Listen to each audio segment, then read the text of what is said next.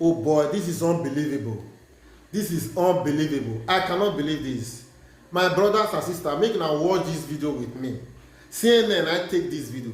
A lady died in Lancaster's America body after 4 years. She incorrupt, refused to which in decay. Catholic tradition Her means the body is body still did not intact. Her body decay. still dey the way e CNN be. affiliate She not decay KMBC at reports people all. have This traveled happened in from across America. the Now country CNN I report to this see for video. themselves. CNN I report this news. CNN. Powerful. After 4 years, a woman died in Experience. Very America. powerful. She did It's one not of the most decay. Her rare body is events still in intact. the The whole body still United dey States. where Not e that dey. old, but I've never heard of that in my life. Well, let me bring in Kelsey Wicks. She is the executive director for the ACI Group and has written about this for the Catholic News Agency. Kelsey, good to see you. Thank you for having me. So walk us through exactly what this group of sisters found when they unearthed, the body.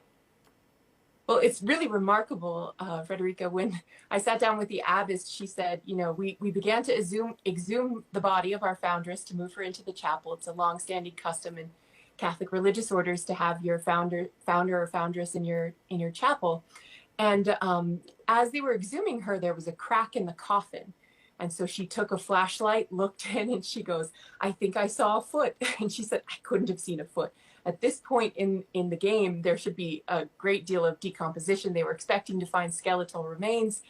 And instead, they found an intact body. So she said to her sisters, "I found a foot." And they all cheered, knowing, of course, what this potentially means in Catholic tradition. And so you actually went as well, right? You went to see for yourself. And you and a whole lot of people can see for themselves because she is out in the open. And what did you experience? I mean, it was remarkable, the level of detail. Even the branding of her sock was still visible. The veil of her habit was made of the same material as the interior lining of the coffin, and that had decayed while the veil had not. There was no smell of putrid or decay or anything of this. It was just simply looked as though she had been dead for a day. Wow. It was really remarkable. And so help people understand, in the terms of Catholicism, what is incorruptible? What does it mean? Does she seem to demonstrate everything that it embodies? There does need to be a thorough investigation to make sure that this is in a case of an incorrupt body. But what it essentially means is that there's a lack of natural process of decay, and that points to a theological reality, which is that at the end of this life, there is something more. And so people who demonstrate extraordinary levels of holiness within Catholicism often found to have these incorrupt bodies, which suggests that there's some level of closeness to the future resurrection that they might have. Is there anything more you can tell us about who Sister Wilhelmina Lancaster was? Yeah, she was 95 when she died. She lived 75 years in religious life under the vows of poverty, chastity, and obedience, which is its own miracle. And at the age of 70, she founded this congregation of Benedictine sisters. They're known for their chart-topping Gregorian chant albums, but they've also now become known for the body of this woman in an unnatural state of decay and who is giving hope to Catholics and non-Catholics around the country that maybe God is active. Wow. So what comes next for Sister Wilhelmina? I mean, what will the process look like to determine if she, in fact, is an incorruptible? What does it take to ultimately be declared a saint?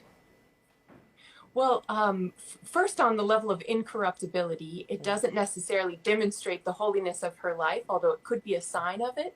So in order for her to be canonized, she'll have to go through a process that will begin after the 5th year of her death, that will go through all of her writings, her virtues, her life, to see if there's anything in there that is contradictory to the Christian way.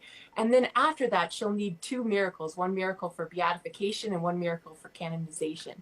And this miracle, if it is found to be not as a result of any sort of fluke of the way in which she was buried or the conditions within the ground, which it does not appear to be, would not count for either of those 2 miracles. And what do you know about how she was prepared for burial?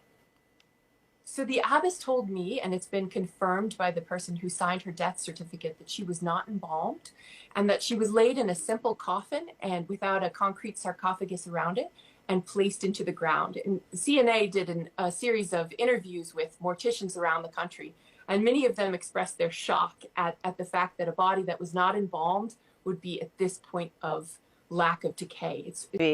On the 29th, the sisters will hold a rosary procession, and then they will formally move her body into a glass enclosed case and put her final remains